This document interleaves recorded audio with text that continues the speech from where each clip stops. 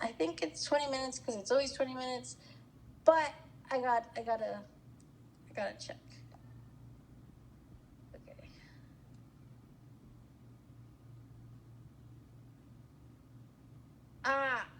Okay.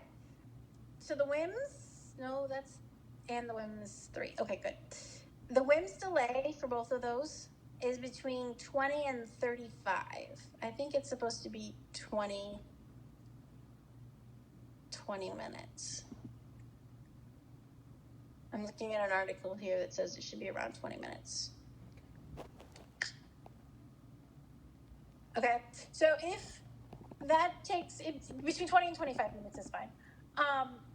But if that takes 12 minutes and Tower of London takes 10 minutes, it's about fine. But if you have a slow person, you'd only get through the Wisconsin, right? Or if you were slower, it depends. So you could just say that. That's why I'm telling you this. Administration time for... Let me just double check the Tower. I feel like the Tower of London is like 10 minutes, but I should look that up. Depends on the person, too. Mm-hmm. Okay. Yeah, 10 to 15 minutes. You're fine. So if they stick to the lower end of those things, you're fine. If they stick to the upper end, you have to. So just caveat that so your professor knows that you know what you're putting in there. Okay. Does that make sense though? So logical memory designs, then Wisconsin, Contour, and Tower of London. Then you give the WIMS delay. Yeah, so you would give logical memory 2, and you would give designs 2. After, you said about 25, 30 minutes? No, 20 to 30, or 20 to 25 minutes. 20 to 20. Which is why you're hoping that Wisconsin and the Tower of London are on the shorter end of 12 minutes and 10. Logical memory 2 and designs 2. Yes. Okay. Okay. And So then to the other page, so we give, why are we given the card sort? I mean, girl, I know it should be common sense. But just so that I know. Yeah, sure. Okay, we're giving the card sorting test because this is testing for flexibility and novel problem solving. If you remember right, because if they don't try new solutions, they get the same thing and they get stuck. So it's not a test of flexibility. We really like testing flexibility here. Great. All right. Then now, Tower of London. The Tower of London. Okay, what that is. Hold on, let me show you. I want to hold up a picture so you can see what I'm talking about.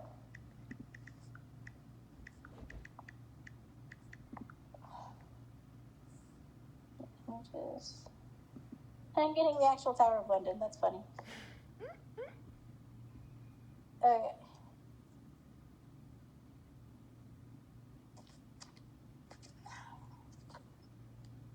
So it's going to be a crappy digital version, but you'll get the idea. Okay. All right. So you see those? Oh, yeah. So your designs, this is the home position for the kid that they always start in, and then you'll give them a design to do. Now, what happens with boop, boop, boop, is not that. What happens here is that the kid can only put as many beads on a peg as it can hold. So this can hold 1, it cannot hold 2, this can hold 2, but it cannot hold 3, and this can hold all 3. So that's a rule violation. Another rule violation would be picking the 2 of these beads up at the same time. All right? So, and they have to get their board, this one, they have to get this board to look just like that, in as few as moves as possible. Okay? Got it. So this is testing a whole bunch of really good things. It's testing flexibility. So can you think of new solutions? It's testing impulsivity, because you need to stop and plan to think through these solutions and not just go with your first impulse. Otherwise, you're going to have a high number of moves. Because you have to stop and plan moves. Continue. And then it's testing, again, going back to that flexibility piece. Are you breaking the rules? So if you break the rules a lot, you're not thinking of novel solutions, and you're also impulsive because you're just like doing the same thing, and you might do it over and over again. So it's testing flexibility, planning and organization, and impulse control, which is like the core tenet of executive functioning. It's a great test, Aminata. I can't wait to give it in the fall. I practice for okay, so the thing is with this is that it requires your own like executive functioning skills to like count it. I took this like as an extern, as an early extern. It took me over a year to actually do this because some of the kids are so fast. And you're like, no, because each time they break a rule, you have to tell them to go back. It's awful, especially for the impulsive kids. It was a really good test. Good. All right. And then, so you come back to the WIMS. And so, actually, the WIMS is often used with people with dementia, so older adults. So you prompt them with, you remember that first story I said? And then they have to try to remember it. If they don't, you can give them a cue to tell them, like, you remember that story about a robbery or something? But that's usually used more for people with dementia. You do the same order thing, and then they have a recognition piece. So you ask them questions about the story. And so what that shows you is the recognition. So someone who has ADHD, but this is true CDLT as well, okay, for these verbal ones. Someone who has ADHD wasn't attending to the story or the list to start with. And not as much of the CDLT since you have so many practices, but they wouldn't have been attending to the story to start with. So when you get to recognition, they wouldn't have a clue. They would still get this like mostly wrong. They would have a low score. Okay, let me hold on, write that note under the WIMS. Someone, repeat one more time, girl. Someone with ADHD wouldn't have been attending to the story in the first place, so no information would have gotten in. Versus someone who has problems with working memory and retaining information, which is rare, they would have gotten some of the information in, but they wouldn't have, they would be able to recognize it at the end, even if they couldn't produce it. So someone working memory issues would have gotten some parts of the story, but just not able to recognize. Yeah. The other thing is that what can happen with ADHD is that because they have such bad problems with organization, they're not able to retain all of the full details, and we'll call it out of order. And when you do that, especially in a story format, it's harder to retain larger chunks of information, so you only recall bits and pieces of it, which is why I asked you to number them, like 1, 2, 3, 4, 5, the order, so you can see if that's contributing to their problem.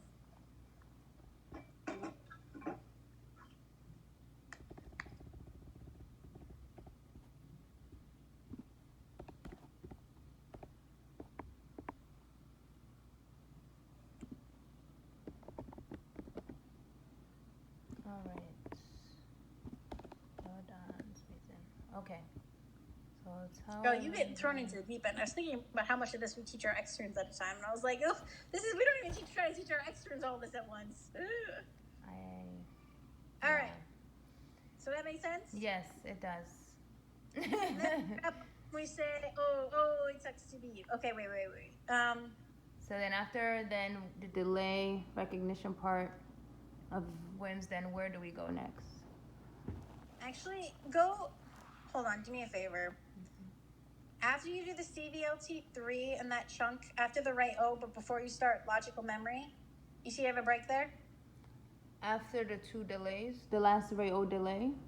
Yeah, after the last Ray O delay, put the TOVA or the CPT2. TOVA. Either one, or do we just pick one? Just pick one. I don't know the CPT, so I can't describe it. Okay, let's just talk about the TOVA. We can give it to this kid I put on the vignette, or Michaela, that's on the Yeah. vignette. Okay, so Tova's fine, girl. Yeah, it's test of visual attention. Test of visual attention. Yes. All right, and so you get a box.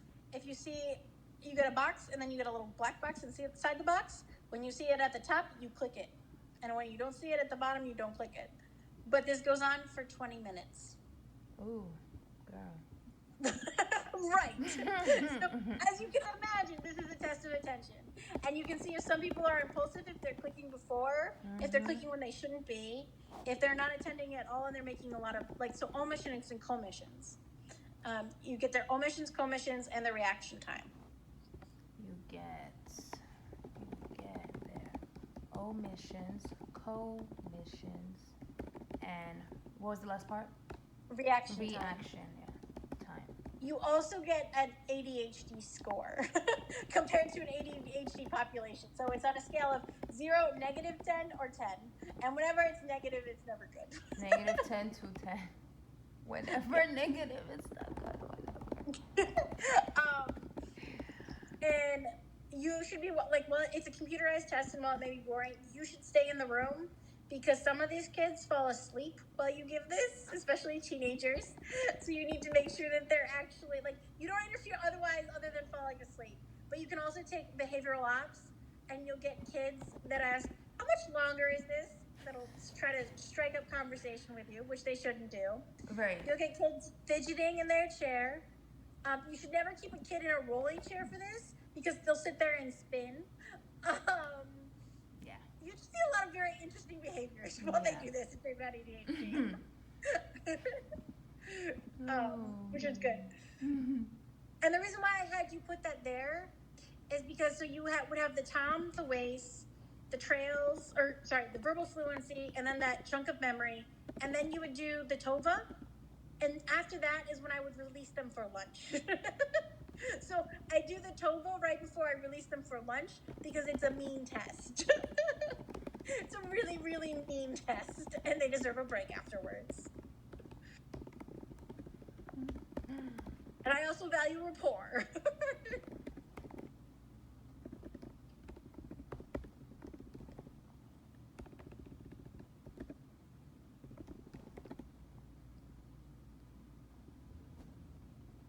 Okay. So then you can come back and you can do the next sandwich of memory. That's when then we go into the memory skill. Okay. Yes. And then you come back, you do Tower of London, Wisconsin Card Sort, Tower of London, and then you go back and do the delays. Right? Yes, the delays at the write that. Mm-hmm. All right. After we do that, let's test our ability to pay attention to things, which is the SELF, SELF. Not C, right? SELF or CELF? No, I keep doing this too because I keep staring at the S on yours. It's CLEF. CL or CE? CELF. I'm gonna just keep signing at you like you understand what I'm finger spelling. But it helps me. LFS2. And the name of the test is Following Directions. So following directions. And so you have a note here, which is good. It's for working memory and inhibition, essentially. In addition to being for language, like, do they understand the order of complex sentence structures?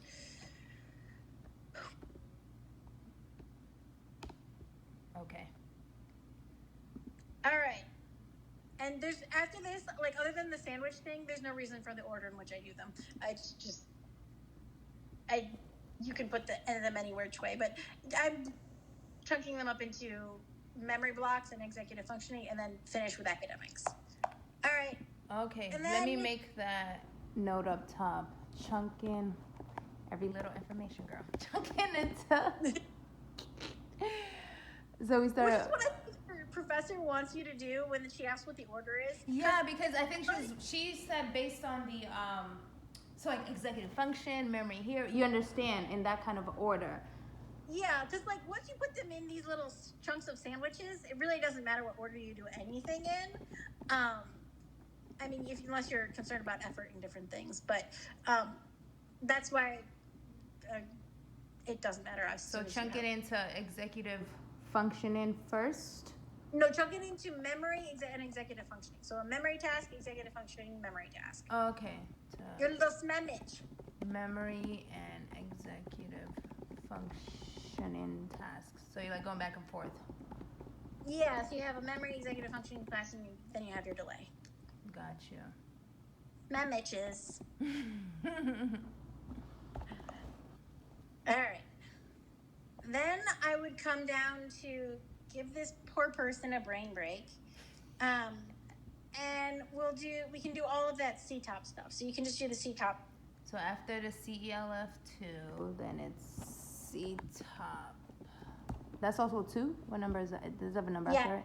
Okay. And the C-top is also good for language stuff. I'll explain why. Language stuff. I'm ready. It's good for academics and language. So elision, that first one, Elision. is basically your ability to separate sounds. So listen to me. Say what you to do. Say cowboy. Kid says cowboy. Then you say if I say, what was it? Do you think it's appropriate for our 17-year-old? Yeah, it's good from ages 7 to 24, I think, or 21. Okay, based on this vignette, though, is it appropriate to give her? Yes, because you said she had problems with academics. And so this is going to tell us if she has problems still with phonological knowledge as it relates to learning disabilities and dyslexia. If she has problems with the phenomenal, gosh, I cannot. Phenomenal. Ready? I'm going to spell it for you. PHONOLOGICAL.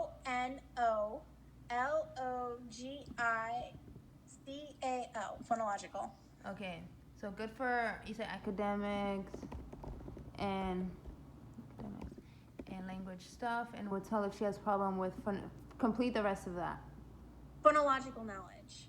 So the reason why it's good for language and academics is because if she's having trouble segmenting sounds verbally or isolating or putting together sounds verbally, she's also going to have that problem in written language.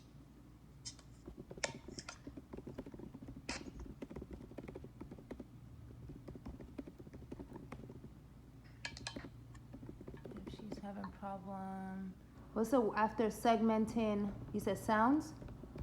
Segmenting or combining. I don't know what the technical term is, but basically it's like combining sounds. She's going to have trouble doing that in written language as well. So like reading. I.e. reading. All right. Good. Okay, so elision. I'm about to say elision. Elision, ability to separate sounds. You know what? Some people do say elision, so you're not wrong. I spell it. So that's my North accent coming in. What am I going with here? Okay, so the test is basically, so like say cowboy. Then say cowboy without saying boy, cow. So they just say parts of words, and then it gets smaller and smaller. The worst one is, I think the very last item, one of them is say pixel. Now say pixel without saying like because the the X sound in pixel is technically a k and s pixel. See, so it's testing that people understand that sounds are not necessarily, I mean, towards the end, the very end, this is a very complex thing where your kid should get. It's testing to see whether people could understand that sounds and letters don't necessarily have a one-to-one correspondence. Gotcha. Because the English X makes two sounds. It makes a k and a s sound. I am learning today.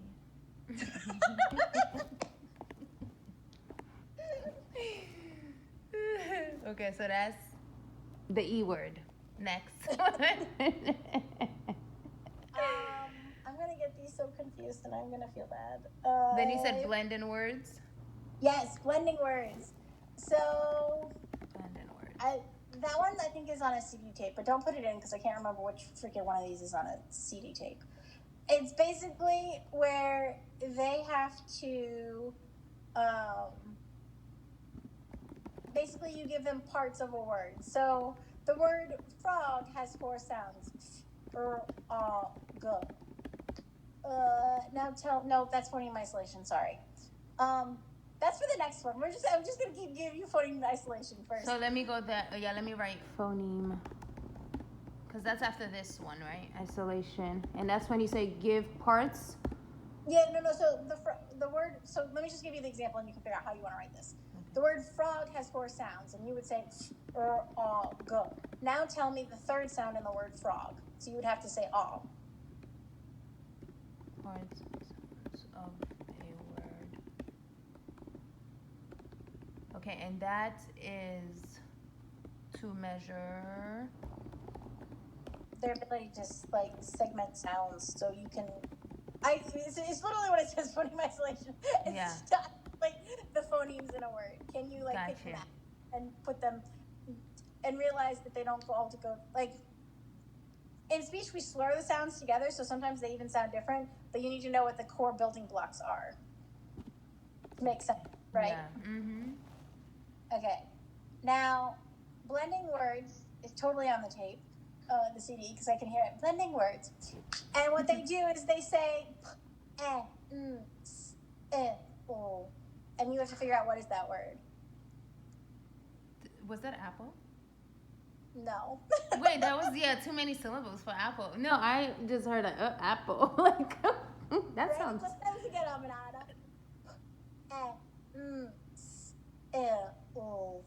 Pencils. Yeah, pencil. Oh, pencil. Not. Yeah. See, and you go ma, and you have to see if they can game. That's hard. It's pre-recorded, which is the nice part. Okay. But a lot of kids say that this sounds like when they take the tests at school for hearing, because it's just the isolated sounds, and they have to put them together and smush them together. Okay, measures, and that's ability to combine sounds. There's also a working memory aspect to it. So you said that pencil sounded like a lot of sounds. It really did. Working memory aspect to it there. If the kid's too little and you give them a long enough word, they're gonna look at you and be like, "I just don't know." That was. Right. I don't remember what the last sound was. Because I sure didn't. Yeah. All right. So, E-word, blending words, phoneme. Yeah, girl, then rapid digit.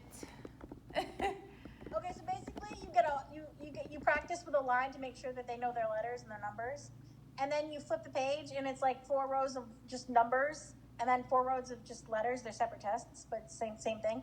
And this is to test. It's actually a test of fluency, like how fast you can say stuff.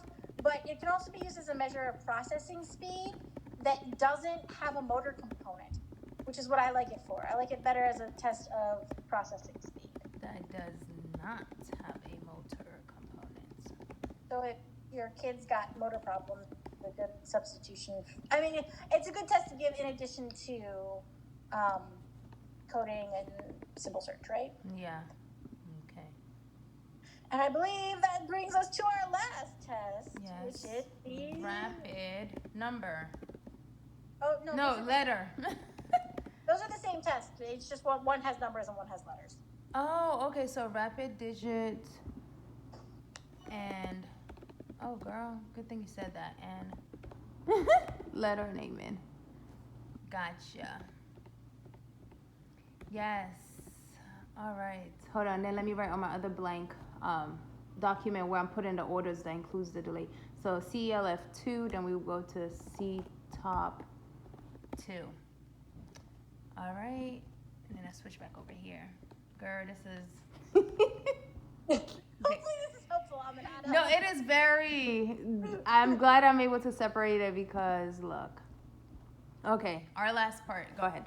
It's the academics, so you can figure out which one you want to give. Whichever one you're more familiar is the one you should give.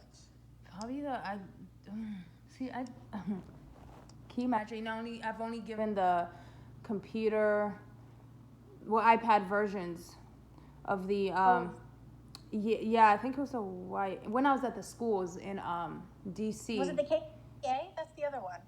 Huh? I give the KTA on the. No, I'm saying either the Wyatt or I think it was a Wyatt too. Yeah, but I don't think that the WJ is on the iPad. iPad, right? So it was definitely Wyatt. So for her age, she is 17. Then academics.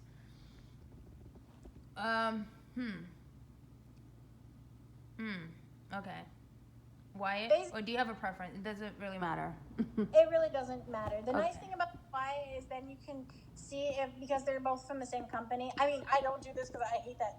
The Wyatt, to be frank, the Wyatt tests are a bitch to score, especially the writing ones. Yes. So that's why I test. But from the neuropsych, sciencey, like norms perspective, you can check to see if the norms track with the ways. There's actual, like they were normed together, and you can see there's special pages in the back of the book if you wanted to go that way. Okay. Because really, what a lot of models of learning disabilities use is they use that, oh God, I can't remember what it's called. But basically it's saying like if your academic performance is so much lower than your intelligence performance, then you have a learning disability. That's not how we should do it anymore, but that's how a lot of places define them. What is that called? Oh my God, why can't I think of it? And why do you usually give academics less for you, or is that just what the norm is for like most neuropsych testing? Is just what it is? Academics usually No, I just like to give it last because it's icky. You said because it's what? Because it's icky. I don't want to do it. I also think that the stuff in the middle is more cognitively heavy, in my opinion. So like all that sandwiching stuff is more cognitively heavy, and I think that it's better to do that while they're fresh.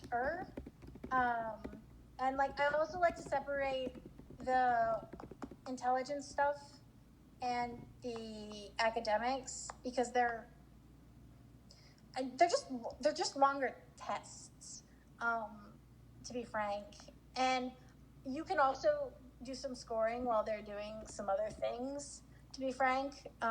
So like, for example, for the academics, a lot of them has them doing writing tasks for like 5-10 minutes. You could just sit there and score everything up at the end of the day while you're waiting for them to do it.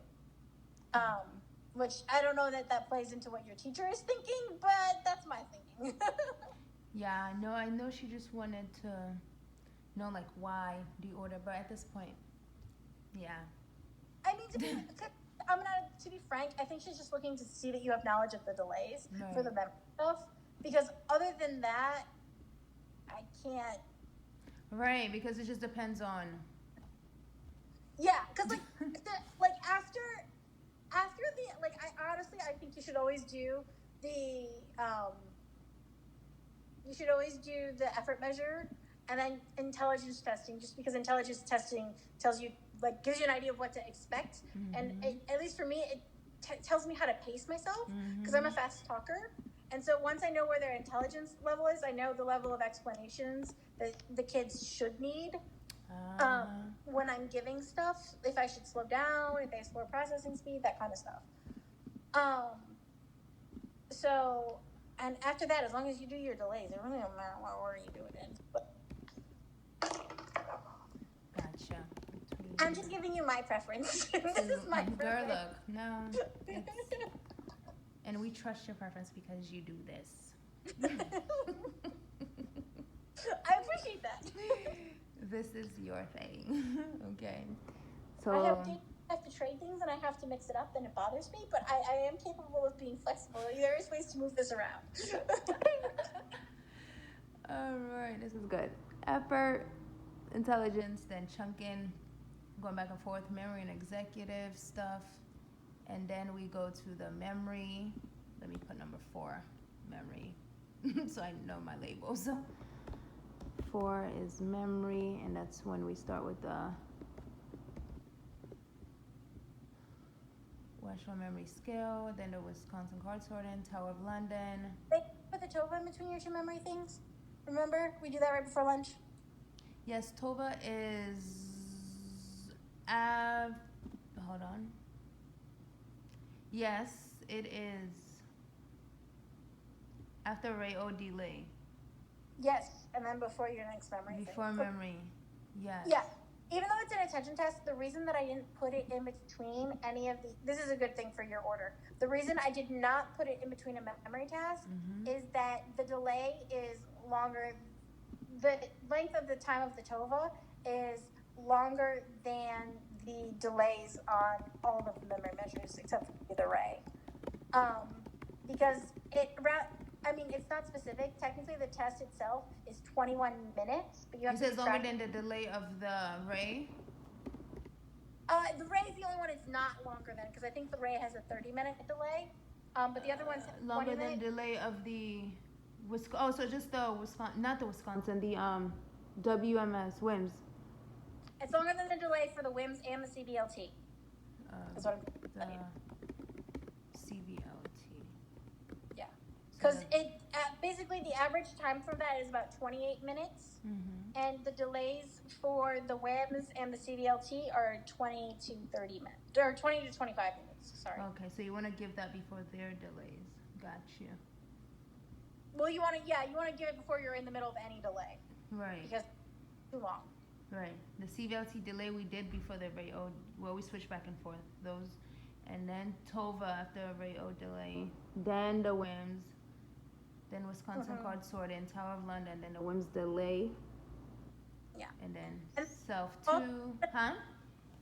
If you're doing the TOVA where you do, it also gives you time to break for lunch, because the TOVA is, it wears on rapport. TOVA. It's not a fun task, so it wears on rapport. Break for lunch. Where's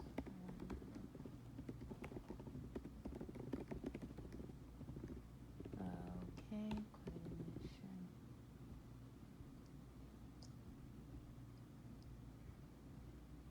All right, and then Wyatt is last. Okay, so then TOVA, then the WIMS,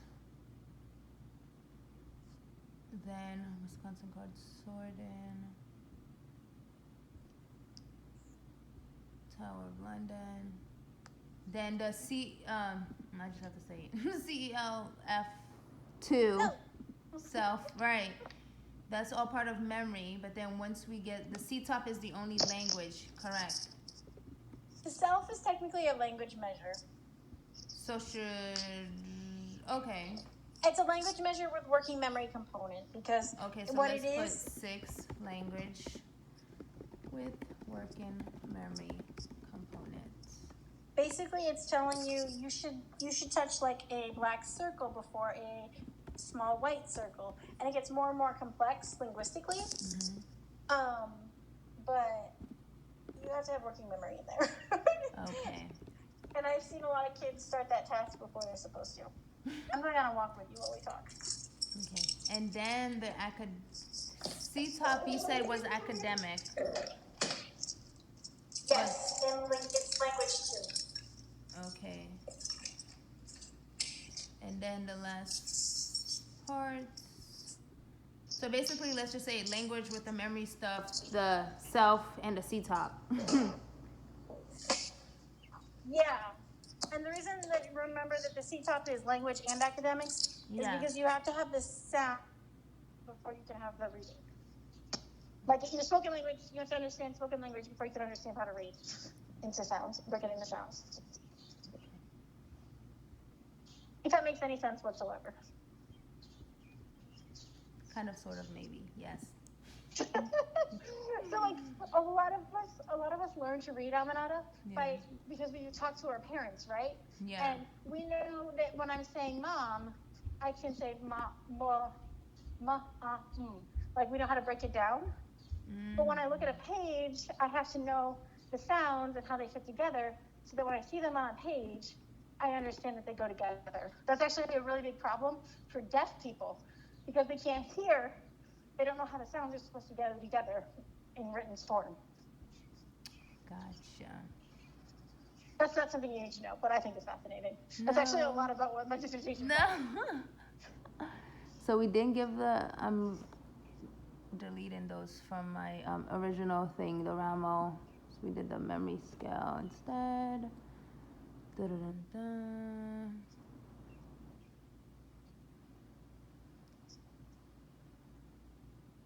I think your teacher's going to be impressed with you. She's not going to be sad. She better be. This is good.